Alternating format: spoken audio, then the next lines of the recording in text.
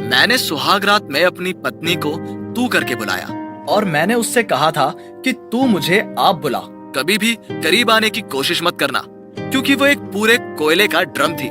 उसका रंग काला था। मैं लिविंग रूम में आया और बिस्तर पर देखा जैसे कोई काला कुत्ता लाल घूंघट के साथ बैठा हो, होठों पर लाल लिपस्टिक, माथे पर एक भद्दी सी बिंदी। अरे भाई, क्या बदसूरत पोशाक है।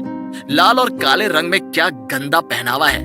जैसे ही मैंने लाइट बंद की, मुझे एहसास हुआ कि मैं बिस्तर पर एक अंधेरे के साथ लेटा हुआ हूँ। उस रात सेक्स की जिम्मेदारी पूरी कर दी गई थी।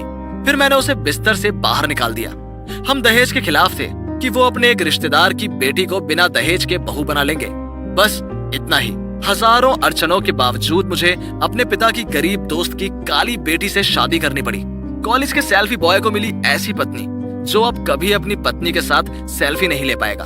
दोस्त मुझे अपनी पत्नी के साथ आने को अनुरोध करते थे, लेकिन मैं उसे नहीं ले जाता था। शर्म नाम की भी कोई चीज है कि नहीं। मैं देर रात घर लौटता था, वो तब तक भी जागती रहती थी, खाना परोस देती थी। मैं बात नहीं करता था।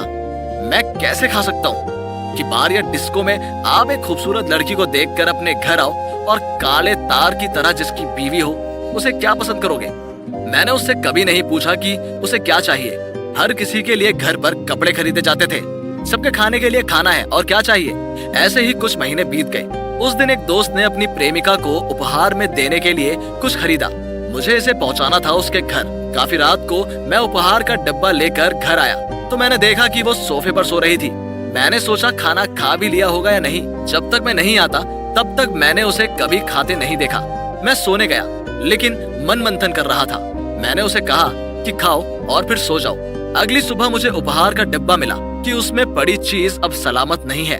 उसने उस डब्बे को खोला और उसके अंदर पड़ी चीज को प्रयोग करने लगी। उसका खुश चेहरा देखकर मैंने कुछ नहीं कहा। अब काली है तो क्या हुआ, श्रृंगार करने का अधिकार नहीं है क्या। मैं उस दिन खुद पर हंसा था। फिर मैंने उपहार को नए सिरे से सजाया और उस लड़की को दिया। फिर एक दिन जब उसे उल्टी हुई तो मुझे एहसास हुआ कि वो माँ बनने वाली है। एक सर्दियों की दोपहर में मेरे माता पिता गाँव घूमने गए। वो और मैं घर पर थे। मैं उस रात जल्दी घर लौट आया क्योंकि घर बिल्कुल अकेला है। गांव की लड़की भूत से डर जाती है नहीं, कहा नहीं जा सकता। घर वापस आकर मैंने सुना कि खाना पका नहीं है, क्योंकि पूछने पर उसने कहा मुझे लगा कि तुम दोस्तों के साथ खाना खाओगे। दोपहर के खाने में कुछ चावल थे। मैंने बोला कि चलो हो जाएगा इसमें। तो मैंने फ्रिज खोला और देखा थोड़े से ही चावल हैं। मैंने कहा चलो तैयार हो जाओ, होटल में खाएंगे। वो नहीं जाना चाहती थी। मैं उसे अकेली घर में छोड़कर नहीं जाना चाहता था। आखिर हम दोनों बाहर आ गए। रात को शहर वो एक पलकों से देख रही थी। मैंने कहा हाथ थाम लो, नहीं तो फिर भीड़ में खो जाओगी। वो उस दिन मेरे साथ पहली बार बाहर निकली थी। पहली बार मेरा हाथ पकड़कर निकली थी।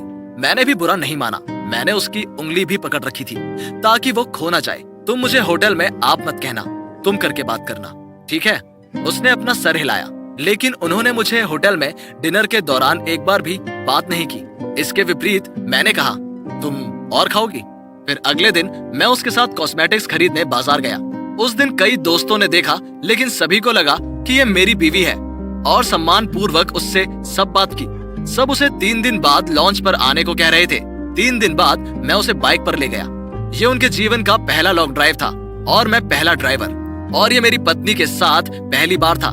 जीवन में पहली बार मैंने आज भगवान के दरबार में हाथ जोड़ा। भगवान से कहा कि वो स्वस्थ रहे, क्योंकि आज वो माँ बनेगी, मैं एक पिता बनूंगा।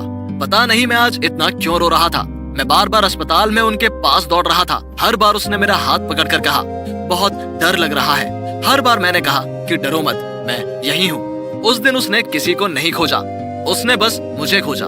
उसने बार बार मुझे अपने साथ रहने के लिए कहा और मैंने बार बार उसे दरवाजे के पर्दे के अंतराल से देखा। उसे सीजर के लिए ले जाया गया। मेरा बच्चा मुझे मिला, लेकिन मुझे वो नहीं मिली।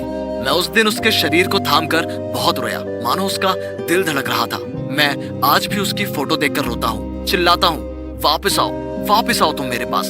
तुमसे बात करने के लिए, बस एक रात के लिए मुझे तुम्हारा साथ चाहिए। तुम्हारे साथ एक सेल्फी लेनी थी। मुझे पता है कि मैं उसे प्यार नहीं दे सका, लेकिन आज मैं समझ गया कि छाती के बाएं हिस्से में अभी भी दर्द क्यों होता है। हम लड़के मन को देखना पसंद करते हैं, चाहे कुछ भी हो। ये शब्द पूरी तरह से झूठ है। ये बस अपने प्रिय व्यक्ति के मन रखने के लिए कहते हैं।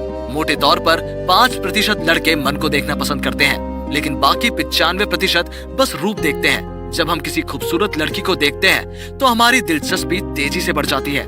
काली लड़कियों की बहुत जल्दी शादी नहीं होती है, हालांकि उनकी किस्मत में अंधा, लंगड़ा या कोई काला सा ही व्यक्ति होता है। काली लड़की के दुनिया में आते ही अभद्र भाषा में गाली गलौज और तिरस्कार होता है। खैर, आपने एक कहावत तो सुनी ही होगी, अगर लड़का काला है तो उसे एक खूबसूरत पत्नी मिलेगी। लेकिन काली लड़की को लेकर कोई कहावत नहीं बनी। केवल त्वचा का रंग ही हमारे लिए प्रमुख है। क्यों?